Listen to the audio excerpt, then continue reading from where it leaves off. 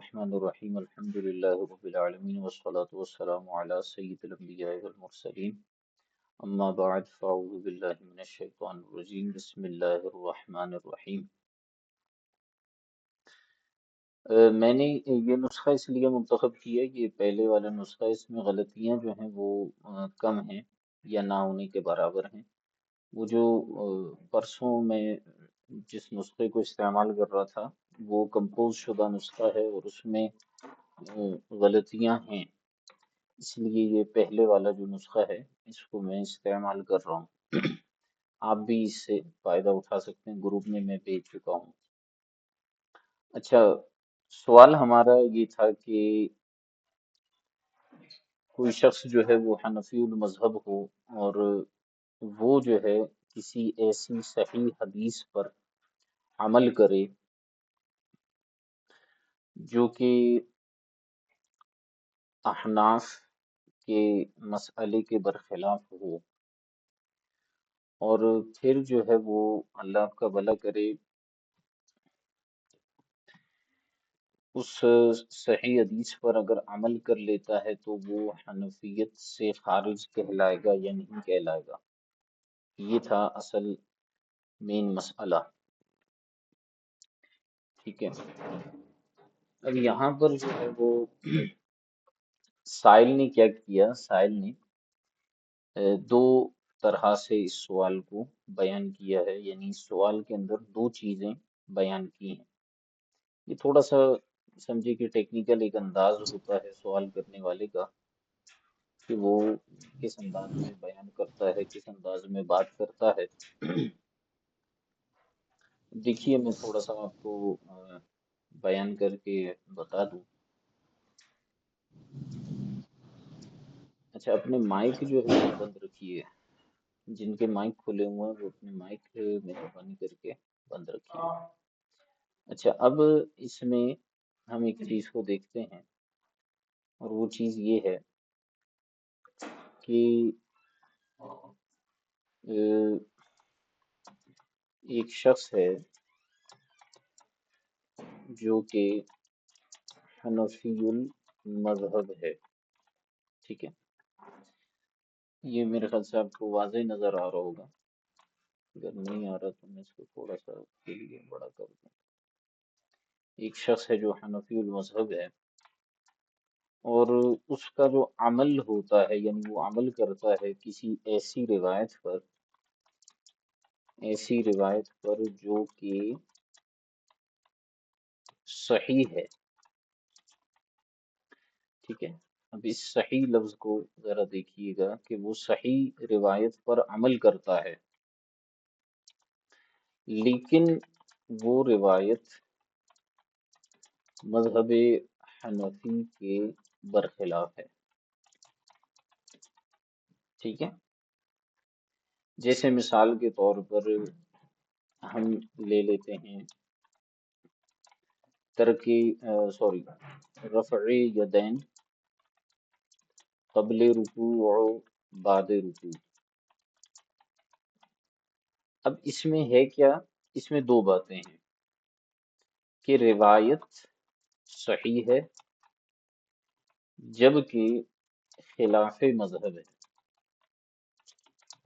صحیح ہے، روایت صحیح ہے لیکن ہے وہ خلاف مذہب۔ اب عمل کرنے والا کون ہے، وہ ہے حنفی المذہب، اور وہ عمل کیسی روایت پر کر رہا ہے جو کہ صحیح ہے لیکن وہ روایت مذہب حنفی کے برخلاف ہے، ٹھیک ہے۔ تو اب یہاں دو باتیں ہو گئی، روایت صحیح ہے لیکن وہ مذہب حنفی کے خلاف ہے، اور عمل کرنے والا عامل شخص جو ہے وہ حنفی المذہب ہے۔ تو اب سوال یہاں پر یہ پیدا ہوا کہ اگر وہ شخص اس روایت پر عمل کر لیتا ہے تو سوال یہ بنا کہ اگر حنفی المذہب اس روایت پر جو کہ مذہب حنفی کے برخلاف ہے عمل کر لیتا ہے تو دو باتیں ہوں گی. پہلی بات یہ ہے، کیا وہ مذہب حنفی سے خارج ہوگا،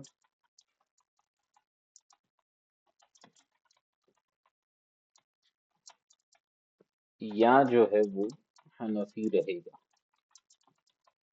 ٹھیک ہے، یہ دو سوال ہیں یہاں پر. کیا وہ مذہب حنفی سے خارج ہو جائے گا کیونکہ اس نے صحیح روایت پر تو عمل کیا، لیکن وہ روایت مذہب حنفی کے خلاف ہے، تو عمل کرنے کی وجہ سے وہ حنفیت سے خارج ہوگا یا نہیں ہوگا، یا حنفی رہے گا.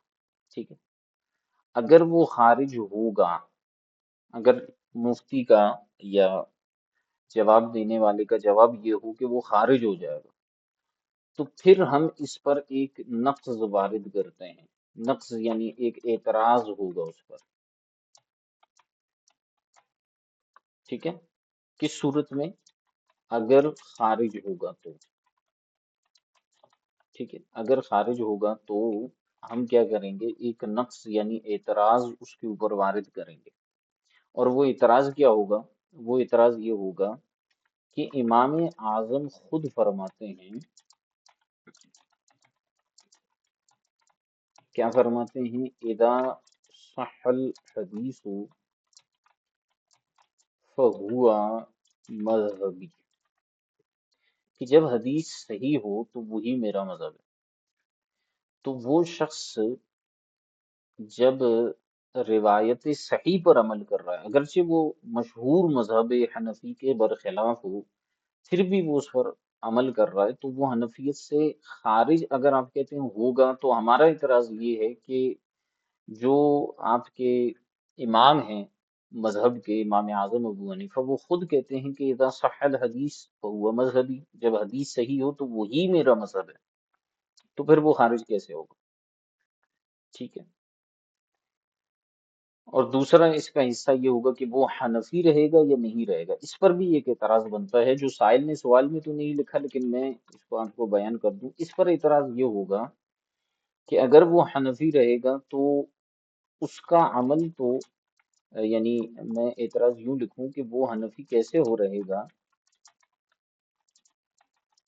جب کہ اس کا عمل مذہب کے برخلاف ہے.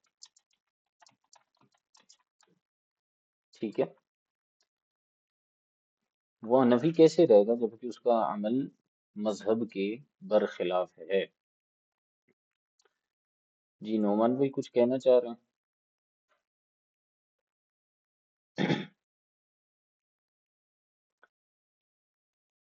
نعمان بھائی کچھ کہنا چاہ رہے ہیں یا نہیں؟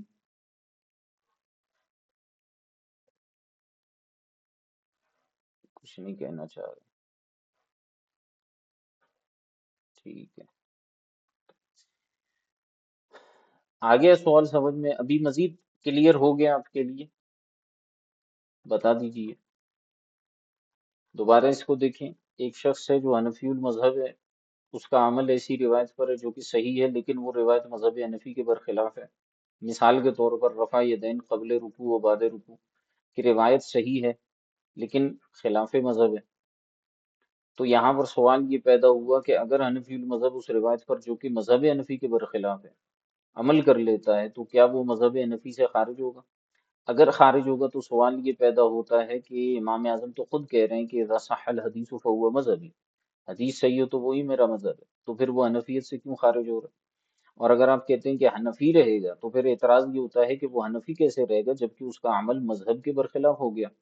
ٹھیک ہے، اسی چیز کو سائل نے جو ہے وہ اپنے انداز میں یوں بیان کیا کہ کیا فرماتے ہیں علماء دین اس امر میں کہ کوئی حنفی المذہب حدیث صحیح غیر منسوخ و غیر متروک، یعنی ایسی حدیث جو صحیح بھی ہو، منسوخ بھی نہ ہو، متروک بھی نہ ہو، جس پر کوئی ایک امام ائمہ اربعہ وغیرہ ہم سے عمل کیا ہو، جیسے آمین بالجہر اور رفع یدین قبل الرکوع و بعد الرکوع، اور وطر 3 رکعتیں ساتھ ایک قعدہ اور ایک سلام کے ادا کرے، تو مذہب حنفی سے خارج ہو جاتا ہے یا حنفی ہی رہتا ہے؟ دیکھیں وہی میں نے بات بیان کی کہ حنفیت سے خارج ہوتا ہے یا حنفی ہی رہتا ہے۔ اگر خارج ہوتا ہے کہیں، تو رد المحتار میں جو کہ حنفیہ کی معتبر کتاب ہے، اس میں امام ابن الشحنہ سے نقل کیا کہ جب حدیث صحت کو پہنچے اور وہ حدیث خلاف پر مذہب امام کے رہے عمل کرے وہ حنفی اس حدیث پر، اور ہو جائے وہ عمل مذہب اس کا، اور نہیں خارج ہوتا ہے مقلد امام کا حنفی ہونے سے بسبب عمل کرنے اس حدیث پر۔ اس لیے کہ مقرر صحت کو پہنچی یہ بات امام اعظم ابو حنیفہ سے کہ انہوں نے فرمایا کہ جب صحت کو پہنچے حدیث پس وہی مذہب میرا ہے، اور حکایت کی ہے اس کو ابن عبد البر نے امام اعظم ابو حنیفہ سے اور دوسرے اماموں سے بھی، اور کتاب مقامات مظہری میں۔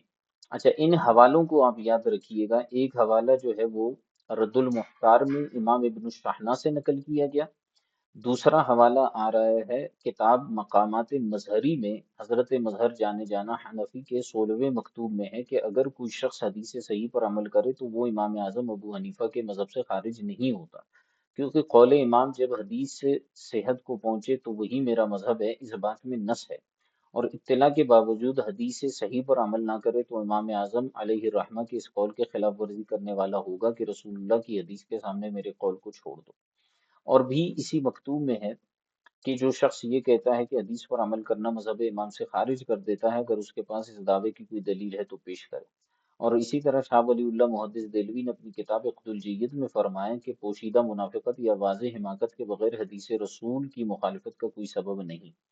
ان سب بزرگوں کے ان اقوال کا کیا جواب ہے؟ یہ ہے سوال کہ ان سب بزرگوں کے ان اقوال کا کیا جواب ہے۔ اگر یہاں پر یہ بات ہوگی ختم، اب آگے بات کر رہے ہیں کہ اگر مذہب امام سے خارج نہیں ہوتا تو اس پر طعن و تشنیع کرنا گناہ اور بیجا ہے یا نہیں، ٹھیک ہے؟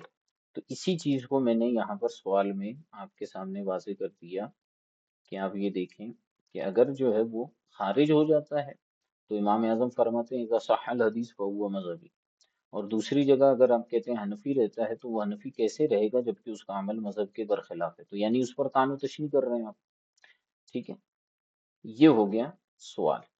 اب اسی کے پیش نظر تناظر میں نے یہ بات بھی آپ کو بیان کی تھی کہ غیر مقلدین جو ہے وہ ہمارے سامنے حدیثیں لے کر آتے ہیں، جیسے خاص طور پر ترک اور رفع یدین والا مسئلہ ہے۔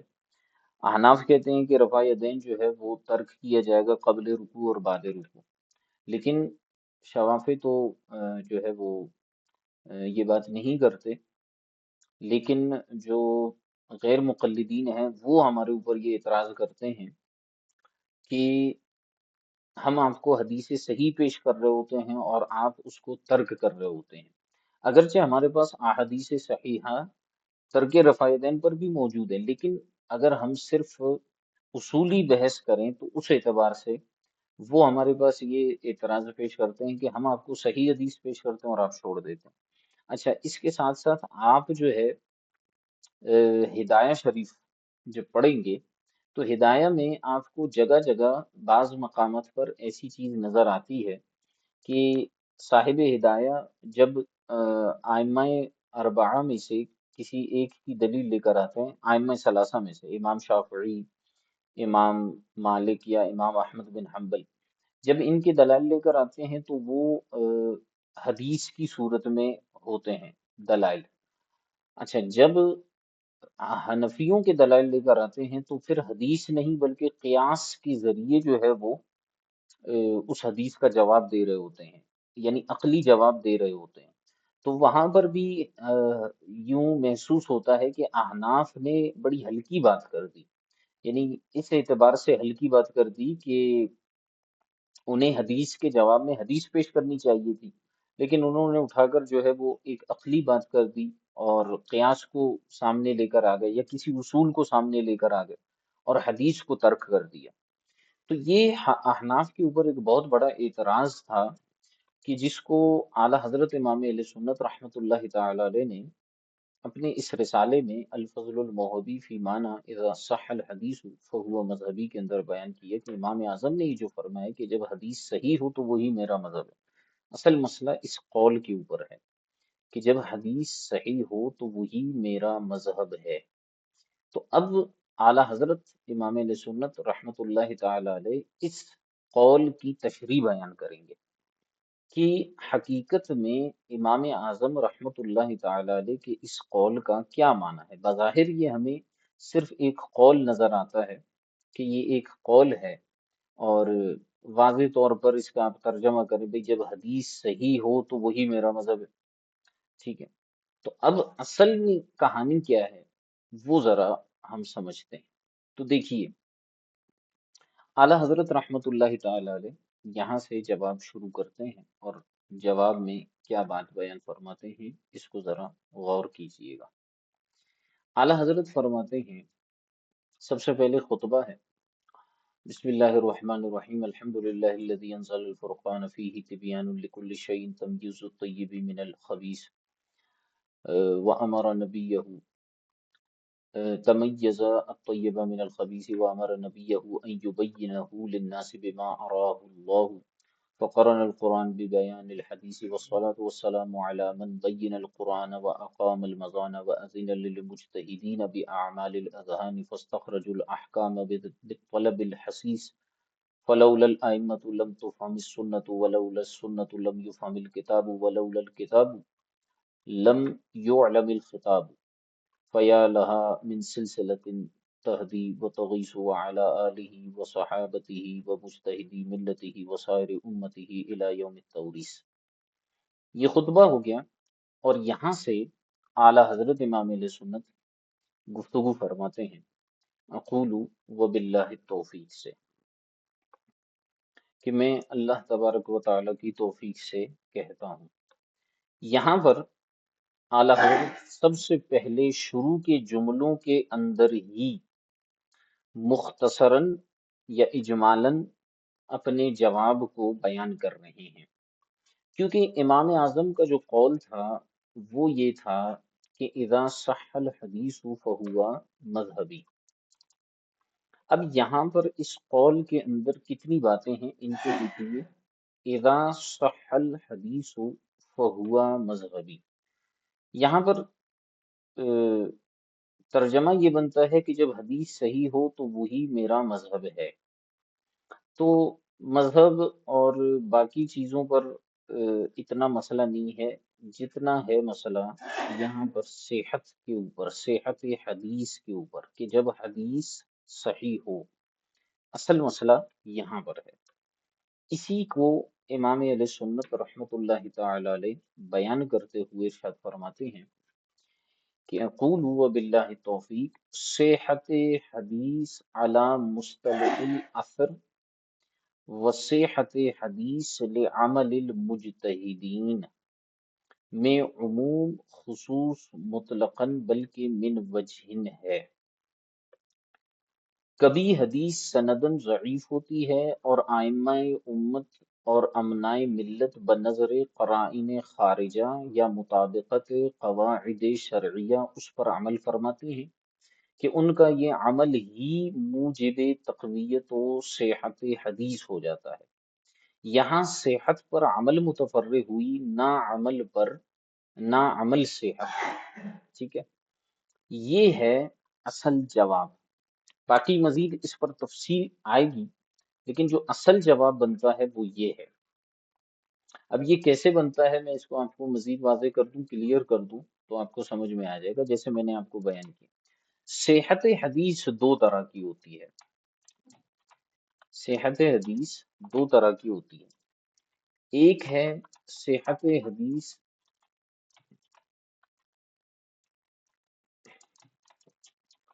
علی مصطلح الاثر،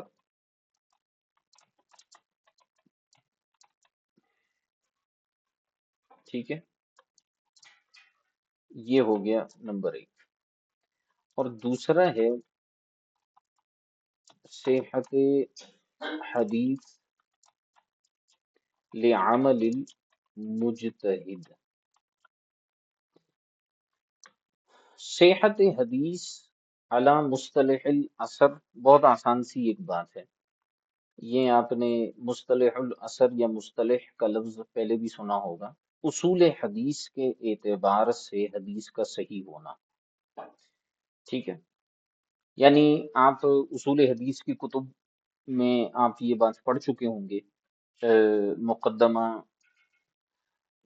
شاہ عبد الحق محدث دہلوی، مقدمۃ الشیخ جس کو کہا جاتا ہے، شیخ عبد الحق محدث دہلوی کی جو کتاب ہے مقدمہ، انہوں نے مشکات شریف کے مقدمے میں جو جب مقدمہ انہوں نے لکھا اس کی شرح کرتے ہوئے، تو وہاں پر کچھ اصول حدیث کی اصطلاحات کو بیان کیا ہے۔ اسی طرح تیسیر مصطلح الحدیث ہو گئی آپ کی، اور اسی طرح جو ہے وہ دیگر جو اصول حدیث کی کتابیں ہیں وہاں پر آپ نے آہ، حدیث صحیح کی جو تعریفات پڑھی ہیں، ٹھیک ہے، وہ ہے حدیث کی صحت کو اس اعتبار سے بیان کرنا کہ جو اصول حدیث کے اصول اور قواعد اور ضوابط ہیں، ٹھیک ہے، جیسے مثال کے طور پر اس میں کہا جاتا ہے کہ بھئی حدیث کی جو سند ہے وہ متصل ہو، اور اس کے ساتھ ساتھ جو حدیث کے راوی ہیں وہ تام الضبط ہوں، عادل ہوں، ثقہ ہوں۔ میں یہاں پر آپ کو لکھ بھی دیتا ہوں کہ اس میں مثال کے طور پر سند متصل ہو، ٹھیک ہے، اس کے ساتھ ساتھ جو ہے وہ راوی جو ہے وہ ثقہ ہو، اور اس کے ساتھ ساتھ جی تام الضبط ہو، ٹھیک ہے، اس کے ساتھ ساتھ جو ہے وہ عادل ہو، ٹھیک ہے، متہم بالکذب نہ ہو، وغیرہ وغیرہ، ٹھیک ہے۔ یہ وہ تعریف ہے حدیث صحیح کی جو کہ اصول حدیث میں آپ پڑھتے ہیں کہ بھئی سند متصل ہو، ملی ہوئی ہو، راوی جو ہے وہ ثقہ ہو، غیر ثقہ نہ ہو، تام الضبط ہو، ٹھیک ہے، اس کے ساتھ ساتھ جو ہے وہ عادل ہو، متہم بالکذب نہ ہو، وغیرہ وغیرہ، یہ چیزیں بیان کی جاتی ہیں۔ اچھا، دوسری جو صحت حدیث ہے، چونکہ ہم فقہ کو دیکھتے ہیں اور جو مسائل شرعیہ ہیں ان کا تعلق فقہ سے ہوتا ہے، تو جو دوسری چیز ہے وہ ہے صحت حدیث لعمل المجتہد، کہ مجتہد اس کو اجتہادانہ انداز میں اجتہادی نظر سے جب دیکھتا ہے تو اس اعتبار سے وہ حدیث صحیح ہے یا نہیں ہے، عمل کے اعتبار سے وہ حدیث قابل عمل ہے یا نہیں ہے۔ تو واضح سی ایک بات ہے، یہ جو قول ہے اذا صح الحدیث فہو مذہبی، یہ کسی محدث کی حیثیت سے قول نہیں ہے، بلکہ یہ ایک فقیہ کا قول ہے۔ امام اعظم اگرچہ ایک محدث تھے، لیکن آگے اس رسالے میں آئے گا، بڑی تفصیل سے یہ بات بیان ہوگی، لیکن امام اعظم جو ہے وہ محدث ہونے کے ساتھ ساتھ ایک فقیہ بھی تھے، اور فقیہ کا مرتبہ جو ہے وہ محدث سے زیادہ ہوتا ہے۔ تو جب ایک فقیہ یہ بات کر رہا ہے کہ جب حدیث صحیح ہو تو وہی میرا مذہب ہے، تو یہاں پر ہم صحت حدیث کو مصطلح الاثر کے اعتبار سے نہیں دیکھیں گے، اصول حدیث کے اعتبار سے نہیں دیکھیں گے، بلکہ ہم اس کو دیکھیں گے لعمل المجتہد کے اعتبار سے۔ ایک بات، دوسری بات یہ ہے کہ یہ جتنی بھی اصول حدیث کی کتابیں آپ نے پڑھی ہیں، یہ اکثر جو ہیں وہ یا تو شوافے کی ہیں، یا پھر جن احناف نے یہ لکھی ہیں انہوں نے بھی محدثین اور شوافے کے طریقے کو اختیار کیا ہے، کیونکہ اکثر جو محدثین تھے، علم حدیث والے تھے، وہ بھی شوافے تھے، تو انہوں نے جو اصول بیان کیے ہیں وہ یا تو شوافے کے اعتبار سے بیان کیے ہیں، یا پھر خاص محدثین یعنی جو حدیث پڑھنے پڑھانے والے تھے ان کے اعتبار سے کیے۔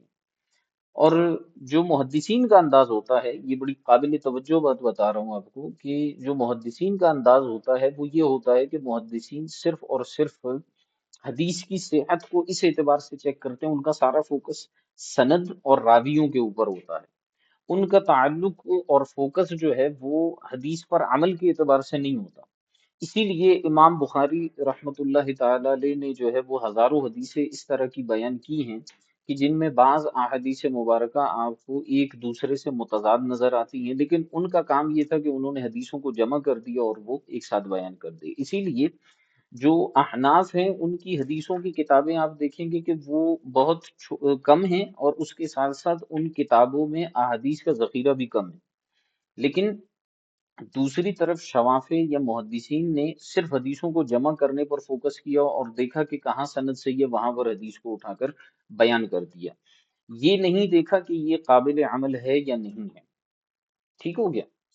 تو یہاں پر اعلی حضرت رحمت اللہ تعالی علیہ نے دو باتیں بیان کی ہیں، اور وہ یوں بیان کی ہیں کہ صحت حدیث علی مصطلح الاثر اور صحت حدیث لعمل المجتہدین میں عموم خصوص مطلق بلکہ من وجہن ہے.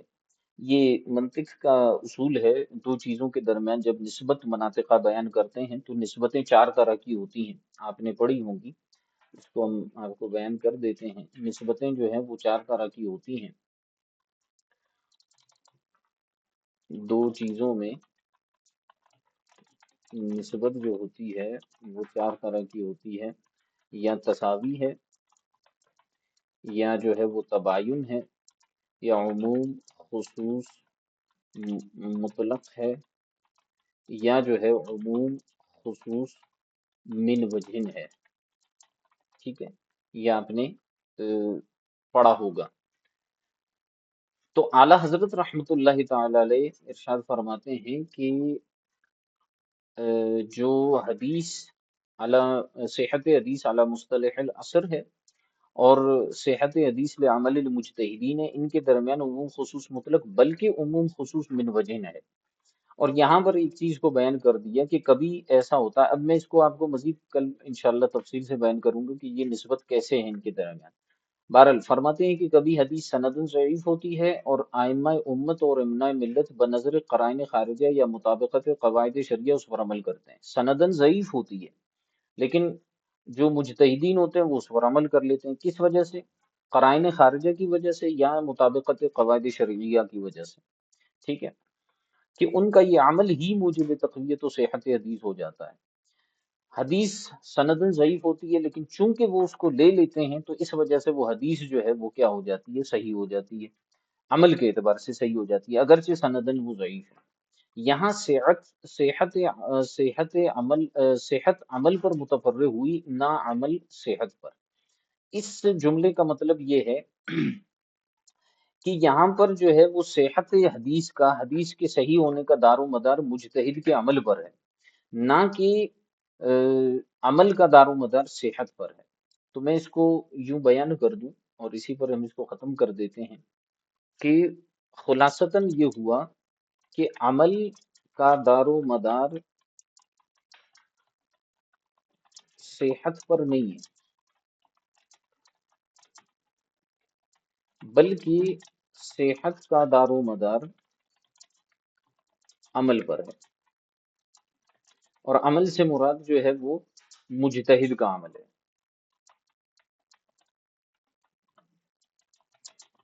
ٹھیک ہے، عمل کا دار و مدار صحت پر نہیں ہے کہ حدیث صحیح ہو تو عمل کیا جائے گا، بلکہ صحت کا دار و مدار عمل پر ہے، مجتہد کے عمل پر ہے. کہ اگر مجتہد نے اس حدیث پر عمل کر لیا یا اس کو قابل عمل ٹھہرا دیا تو وہ حدیث صحیح ہو جاتی ہے اگرچہ اس کی سند ضعیف ہو.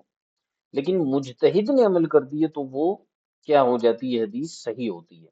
تو دیکھیے اعلیٰ حضرت رحمت اللہ تعالی علیہ آگے فرماتے ہیں کہ امام ترمذی نے حدیث من جمع بین الصلاتین من غیر عذر فقط اتى بابا من ابواب الکبائر، جس شخص نے کسی عذر کے بغیر دو نمازوں کو جمع کیا تو بے شک وہ کبیرہ گناہوں کے دروازوں میں سے ایک دروازے میں داخل ہوا. یہ روایت کرنے کے بعد امام ترمذی فرماتے ہیں کہ اس حدیث کا راوی ابو علی رحبی حنش بن قیس اہل حدیث کے نزدیک ضعیف ہے. اہل حدیث سے مراد محدثین، ان کے نزدیک ضعیف ہے، لیکن امام احمد وغیرہ نے اس کی تضعیف فرمائی اور علماء کا عمل اسی پر ہے. ٹھیک ہے، امام جلال الدین سیوطی کتاب التعقبات علی الموضوعات میں فرماتے ہیں یعنی امام ترمذی نے اس سے اشارہ فرمایا کہ حدیث کو قول علماء سے قوت مل گئی، اور بے شک متعدد ائمہ نے تصریح فرمائی ہے کہ اہل علم کی موافقت بھی صحت حدیث کی دلیل ہوتی ہے اگرچہ اس کے لیے کوئی سند قابل اعتماد نہ ہو. ٹھیک ہے، اب یہاں تک اس کو دیکھ لیجئے، کل انشاءاللہ پھر مزید اس میں ہم چیزوں کو واضح کریں گے. ابھی اگر آپ کو کوئی سوال وغیرہ ہے اس حوالے سے تو ارشاد فرما دیں. جی کوئی سوال وغیرہ ہے تو ارشاد فرما دیں۔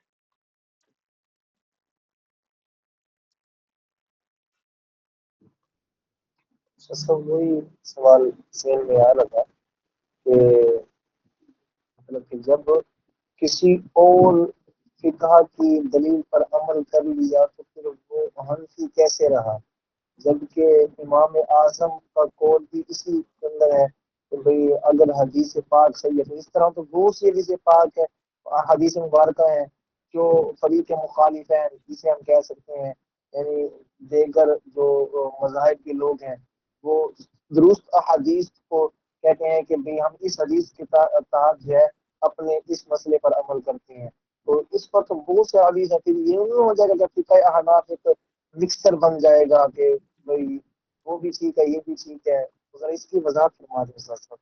تو میرے بھائی ابھی تو یہ رسالہ شروع ہوا ہے، ہم نے یہی بات کی ہے نا کہ جو حدیث صحیح آپ جس کو سمجھ رہے ہیں نا کہ یہ حدیث صحیح ہے اس پر ہم عمل کریں گے، حدیث صحیح سے مراد جو امام اعظم نے فرمایا نا کہ اذا صح الحدیث فهو مذہبی، حدیث صحیح سے مراد وہ حدیث صحیح ہے جو لعمل المجتہد صحیح ہو، یعنی جسے مجتہد نے عمل کے اعتبار سے صحیح قرار دیا ہو، نہ کہ صحت علی مصطلح الاثر، یعنی اصول حدیث کے اعتبار سے صحیح ہونا۔ یہ جو آپ بات کر رہے ہیں نا کہ اس طرح تو بہت ساری وہ حدیثیں جو ہے نا، وہ آپ کہہ رہے ہیں اصول حدیث کے اعتبار سے، اصول حدیث کے اعتبار سے لاکھ مرتبہ حدیث صحیح ہو، وہ سندن صحیح ہوتی ہے، لیکن عمل کے اعتبار سے وہ ضروری نہیں ہے کہ وہ صحیح ہو، بلکہ ہو سکتا ہے اس میں کوئی ایسی وجہ ہو، کوئی ایسا معاملہ ہو جس کی وجہ سے مجتہد نے اس کو ترک کر دیا ہو، تو پھر وہ صحیح ہمارے اعتبار سے نہیں کہلاتی۔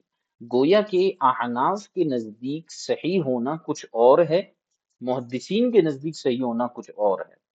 تو ہم جن حدیثوں پر عمل کرتے ہیں وہ اصول حدیث کے اعتبار سے صحیح نہیں ہوتی، وہ حدیثیں مجتہد کے عمل کے اعتبار سے یا حنفیت یا مذہب حنفیت کے اعتبار سے صحیح ہوتی ہیں۔ اور جو روایات جو ہے وہ ہم جن کو چھوڑ دیتے ہیں وہ اس اعتبار سے جو ہے وہ غیر صحیح ہوتی ہیں کہ مجتہد کا عمل اس پر نہیں ہوتا، اگرچہ وہ لاکھ مرتبہ جو ہے وہ اصول حدیث کے اعتبار سے صحیح ہو۔ سمجھ میں آئی بات؟ جی سر، ہاں، مزید اس کی وضاحت اور بھی آئے گی کل، اور بھی میں اس کو آپ کو سمجھاؤں گا کہ اس میں اور کیا معاملہ جی ہے۔ جی لبیک اور سر کچھ؟ انشاءاللہ عز و جل۔ اور کچھ؟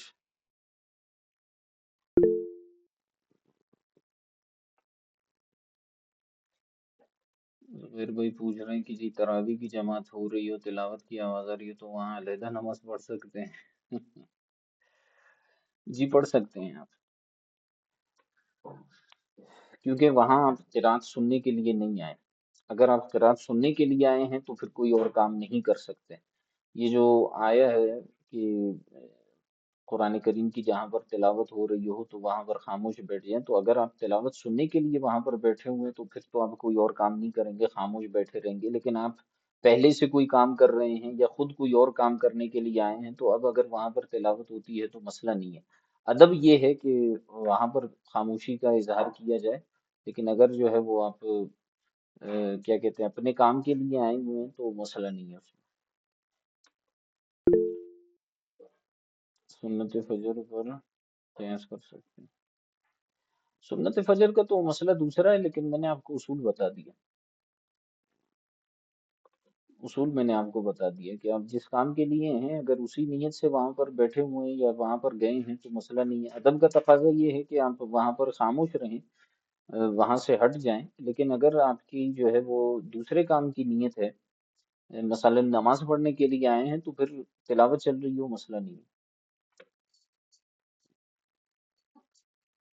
جی جناب۔ سزا وغیرہ بحث یہاں پہ لے کے چلو، اگر ذمن میں آ گئی ہے تو عرض کرتے ہیں سجی بعض کا ایسا بھی ہوتا ہے کہ جب رکعت لمبی جیسے 10 رکعتیں گزر گئی ہیں نا، اب اسلامی بھائی نا پیچھے انتظار کرتے ہیں کہ کب مولوی صاحب رکوع میں جائے اور ہم جو ہے نا رکوع میں شامل ہو جائیں، پھر وہ اس دوران جو ہے وہی باتیں کرتے رہیں گے اور اس طرح کی حرکات و سکنات کرتے رہیں گے۔ اب یہ یہ تو خالی سب تلاوت کے کلام پاک پر لکھتے ہیں نا، نہیں، یہ دوسرا مسئلہ ہے اور اس کی مذمت بیان کی گئی ہے کتابوں میں، اس طرح سے نہیں کرنا چاہیے۔ یہ ایک الگ صورتحال ہو جاتی ہے کہ وہاں پر وہ جو ہے وہ تساہل کا شکار ہیں، سستی کا شکار ہے، وہ الگ مسئلہ ہے، اس کی تو مذمت ہے۔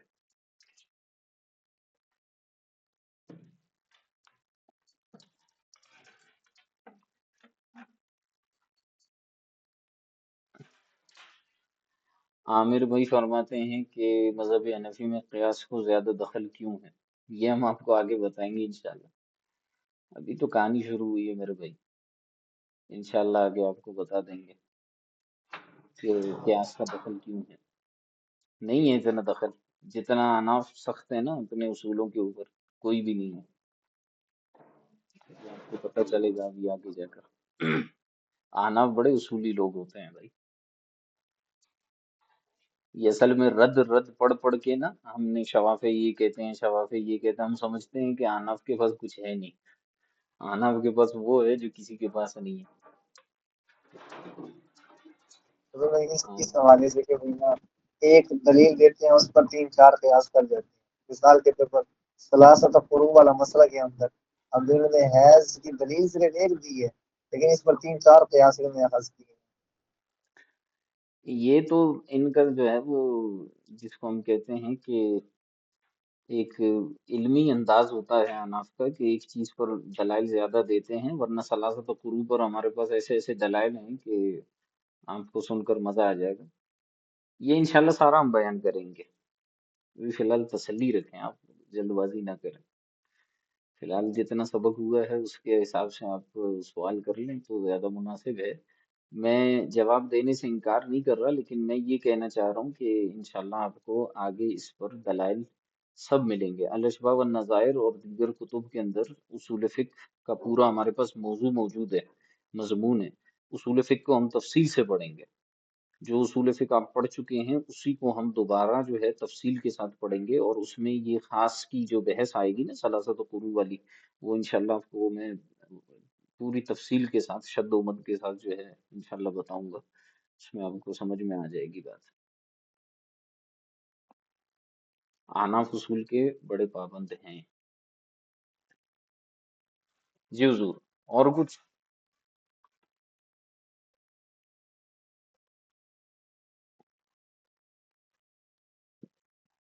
کافی ہے؟